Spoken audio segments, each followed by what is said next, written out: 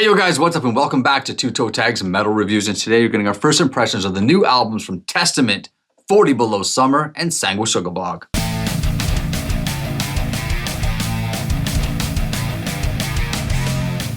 You alright there? Feeling pretty good. You look like you were slipping.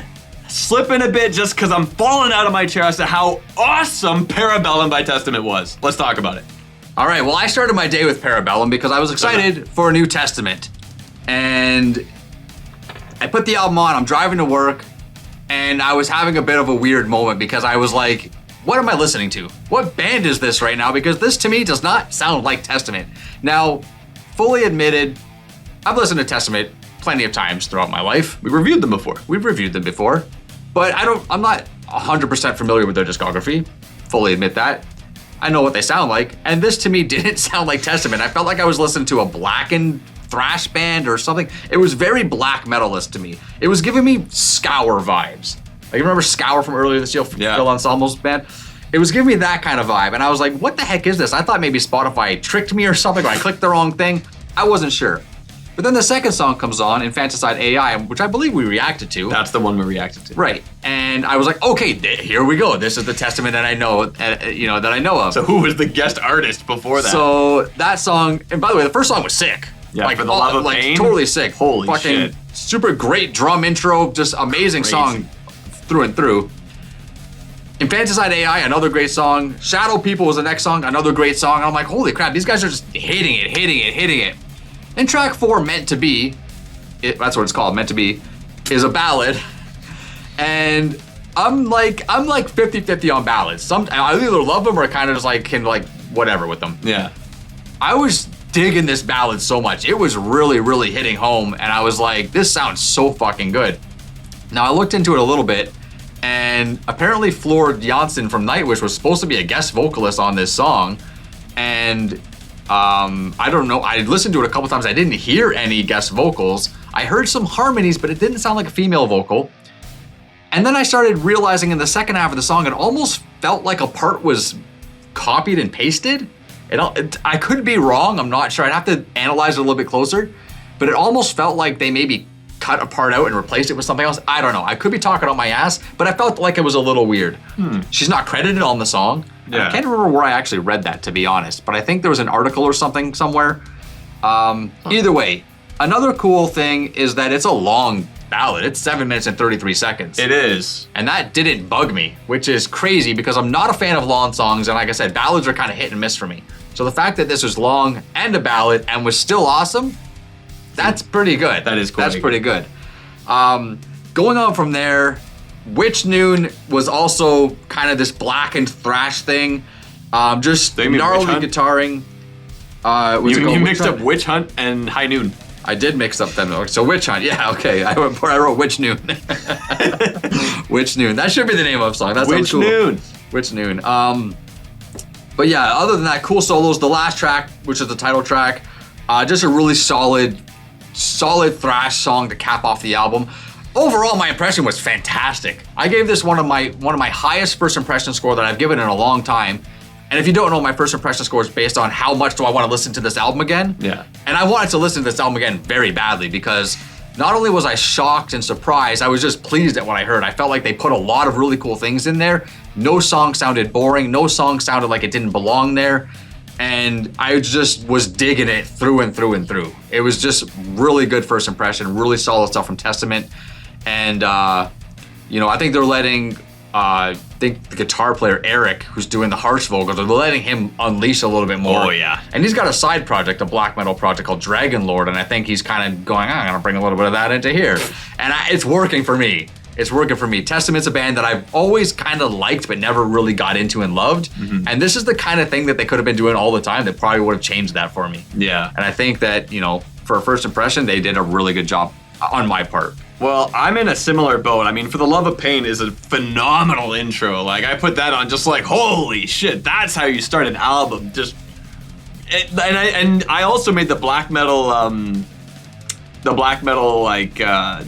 comparison there with that tremolo section with the blast beat. I'm like, is this the thrash band still? Like, what's happening here? And I loved that a lot. There's even a little bass solo in there. I feel like there's so much content in this album, especially in each individual song. Like, you can really, like, open up any track and then find all this stuff that's about them. And I know we've had a lot of reservations about a lot of modern thrash metal of like, okay, it's just kind of like the same 2-minute song 8 times. Yeah. But this, I feel like, is how you can make good thrash with the core fundamentals of thrash metal and still make it super duper awesome. Yeah. You know? Meant to Be, I thought was an awesome track. It was like a Fade to Black meets Nothing Else Matters kind of vibe. Yeah. The fact that it was 7 minutes, the fact that it had this kind of syncopated instrumental bridge, I'm like, this is, like, did they get Metallica to help them make this song or something? Like, what? Loved it, though. High Noon, to me, sounded like a Lamb of God song, had that kind of, like, bluesy kind of Okay. Yeah. sound to it, which Lamb of God has kind of been there as well. And then, like, a song like Nature of the Beast, I was getting a Megadeth vibe. I'm like, what's happening here? Like, they're just touching upon all these different bands, like, for cool hints and spice in these songs, and they're all just so entertaining. Like, that's, wow, a killer.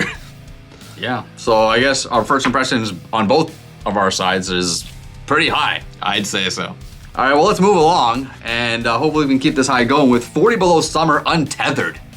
So this is a band that kind of came out in the late 90s, early 2000s, the new metal surgence back then. And I listened to them back then, and I had a few of their songs kind of on mixed CDs, which was what kids did back in the day. They made mixed CDs. The only one I remember specifically was, I think it was called I'm So Ugly, or maybe it's just called Ugly. I can't remember the exact title. But that was, like, to me, their big hit, whatever. I had that on a bunch of CDs or whatever. That was the song I liked. I don't know what the album was called. I don't know how many albums they had. I never really followed the band too much. But I did like them back then. So I was excited to see that they're putting out something new.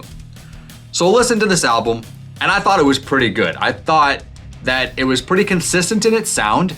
It never gets too heavy, but it always still has kind of that new metal aggression going along with it. I call it the new metal bounce. This has that, maybe not all over the place, but it has it, throughout. I also found, especially in the first song, like when the opening track starts, it's called Cutting the Cord, there's a bit of a reggae vibe in there. Like, it was almost kind of akin to like Skindred, where it's kind of like metal mixed with reggae. It kind of had that in there. I thought that was pretty cool. The highlight track for me was probably track 3. The rest of the tracks were good, but I'm just gonna skip to this.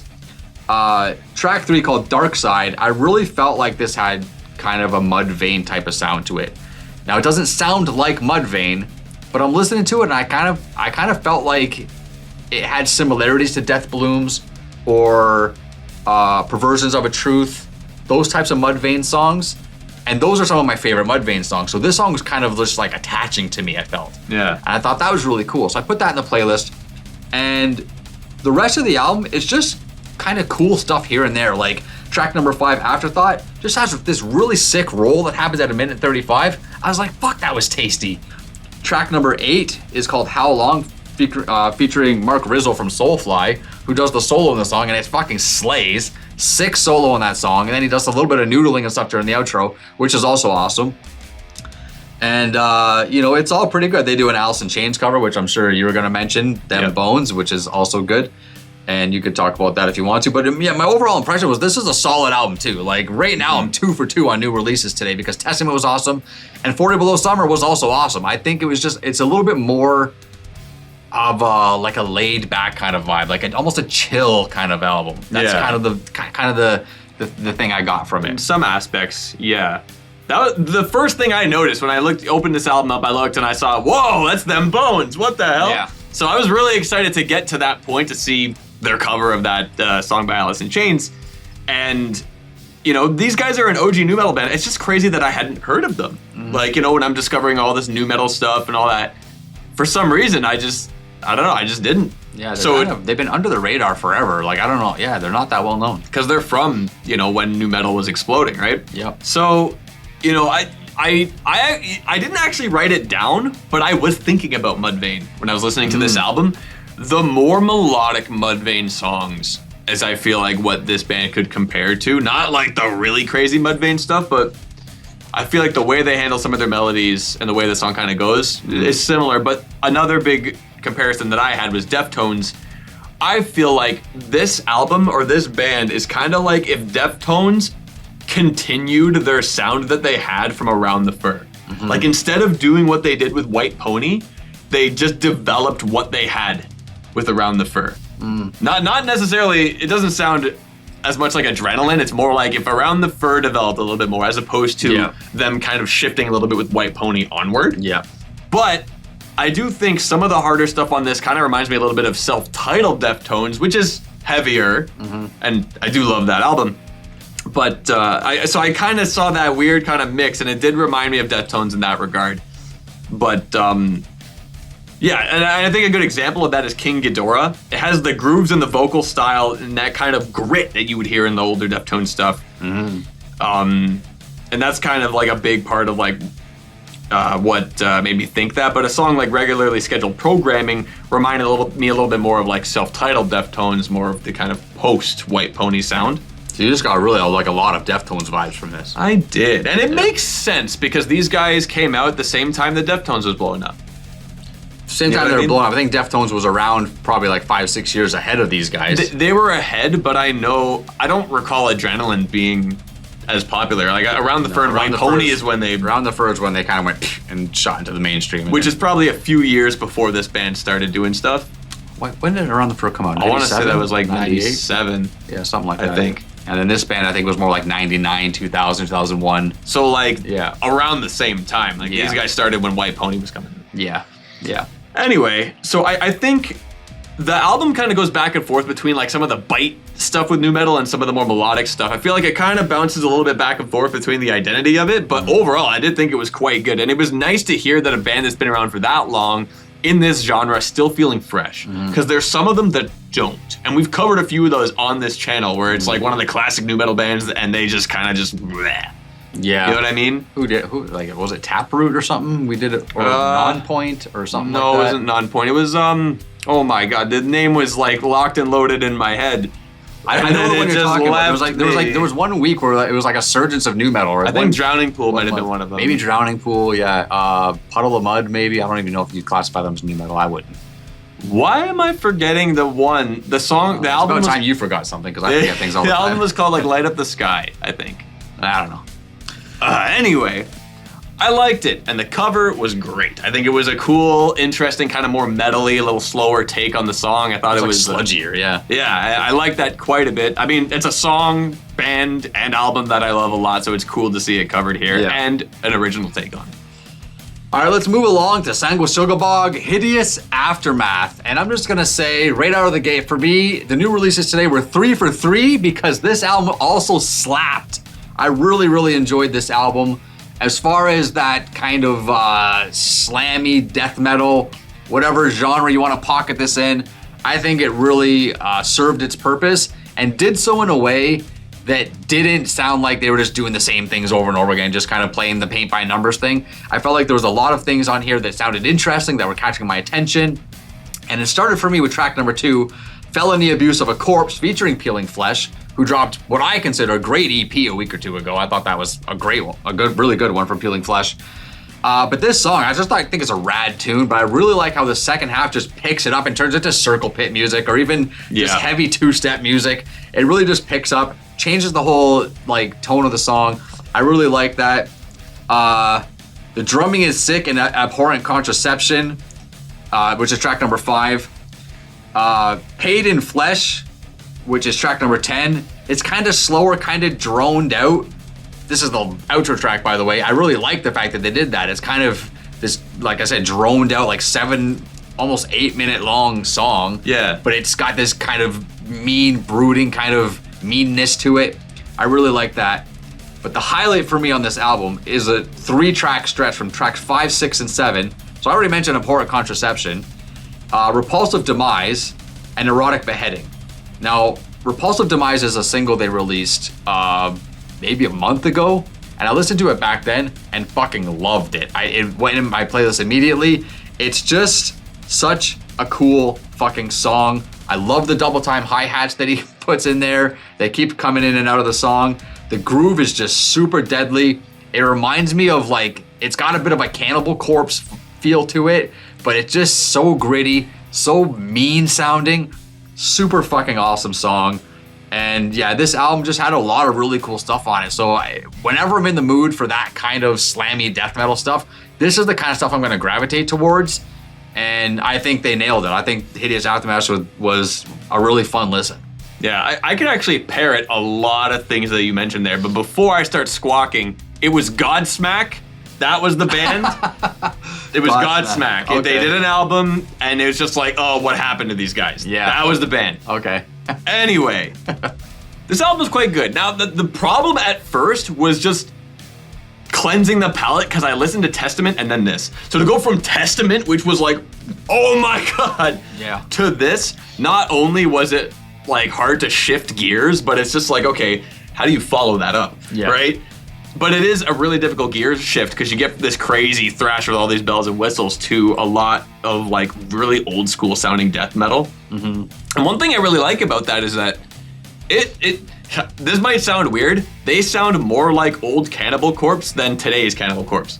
Yeah. Like this sounds more in line with that than what Cannibal Corpse is doing today. Mm-hmm. But what's especially cool about that is that this is new content that sounds like the old school stuff like that. So if you like the old school stuff like that, you'll love this because it's like, wow, something new of that style from years past. I think it's more brutal though. Like it's like they turned up the brutality knob a little bit. I think a big part of that is because they've injected some modern stuff in there. The Feeling Flesh feature is a good example. You know what I mean? Like they've got little bits and pieces in there. Repulsive Demise. I love the kind of industrial vibe in that song, like with these sound effects and stuff, reminding me of some of the stuff that like Fear Factory would do on like Demanufacture. I can see you that. know, like the stuff like Body Hammer and stuff like that, which is really, really cool. It's like more slow, but it's more hard hitting. Exactly. Yeah. So I think stuff like that, or songs like Felony Abuse of a Corpse. Once again, this is the parrot talking. Like the same compliments you have for that song are what I have. I think the bridge section's really cool. The fast groove it goes into is super sick and kind of catches you by surprise. The feature is really cool as well. So it's awesome that this band captures the spirit of old school death metal, but it feels fresh, modern, and they inject interesting ideas in there that you wouldn't have seen back then. You know what I mean? Stuff like the last track, or stuff even like Repulsive Demise. One funny thing I'll mention, I really like the snare ping on this album, and I think it was either the whole band or one guy from the band really like mentioned how much he likes Saint Anger and what that album is. So it's like obviously they want to capture that, but the thing is, the pingy let it ring kind of snare, like tons of bands have done that. Tons of bands have done that well. Tons of bands, including this one, have probably done that inspired by Saint Anger. The main reason why it didn't work with Saint Anger is because it just didn't. The mix was wrong. You know what I mean? It's like, have this raw kind of snare, but if everything else is so muddy and turned down and this is the only thing you hear, then it's just like, okay. It's funny that it sounds like a sound check. It's funny that everybody's like kind of saying they want it to sound like Saint Anger, because I think the Saint Anger snare was inspired by Joey's snare. Yeah, like Slipknot snare. And that's another big part of it too, is like a lot of these new metal bands before Saint Anger even came out were sounding like that, you know what I mean? But they were mixing it a lot better, so it wasn't as predominantly obvious. Well, the thing with Slipknot with their percussion, they have the metal kegs too, right? There's also the keg. They had that metal ping going on, and I think Lars or Metallica listened to that and went, "Is that what kids like these days? Okay, let's make my snare sound like a trash can." But they didn't realize that it was a little bit more involved than that. Yeah. So it didn't really hit the mark as they thought it would. And then all these bands after that started going, well, we like that snare sound. It's kind of crappy sounding, but that's appealing to us. It's kind of funny that it's like this influence was happening, and I think there's a lot of things that went into the making of Saint Anger. Obviously, there's the whole documentary on it. Yeah. But they were kind of influenced by, I would assume they were influenced by what was happening at the time, which was the new metal stuff. And then people afterward were influenced by something that was influenced by something that was probably also influencing this crowd as well. Yeah, it's almost like accidental influence in a way. Kind of. It's like these guys probably listened to some of the Slipknot stuff or some of Joey's stuff and loved that, and then also listened to Saint Anger and liked what they did there, but then didn't realize that it's like the same influence both ways. Yeah, exactly. Which is pretty funny. But overall, it is I think it's perfect for people that like death metal. If you're in the mood for like just like what you said, and then you want to, if you're in the mood for that, this is a perfect album for you. It's a perfect album for people that really like old school stuff, and it has some pretty cool like neat things thrown in here and there. I do want to spin it again especially to put it just on its own and not having to follow the Testament album. Yeah. But yeah, pretty good. I think today's albums are overall pretty good. I agree. It's one of the best new release days in a while, in my opinion. And as far as our review for the week, we are going to give Testament another chance. Yes. So if you don't remember, 5 years ago. Titans of Creation got a toe tag from TV Fish and a 7 from me, so it just barely didn't make the list. And, you know, Parabellum, I think, is, as far as this point right now, has a good chance to do it because our first impressions of both fronts have been really good. Now that could change. We listen to albums for an entire week. We spin them as much as we possibly can. And sometimes you get bored. Sometimes you get fatigued. Sometimes you kind of fall out of love with something that you had initial, you know, feelings for. So you don't never know what's gonna happen. We're gonna give it the review. We'll be back next week to give our final review of that album. But in the meantime, leave your thoughts down below and let us know what you guys thought of these new releases. If there's any other new releases that dropped that we should maybe check out, let us know that as well. Hit subscribe if you guys are new to the channel. I'm Vile Self. I'm TV Fish. And we'll see you guys in the next one. Keep those heads banging.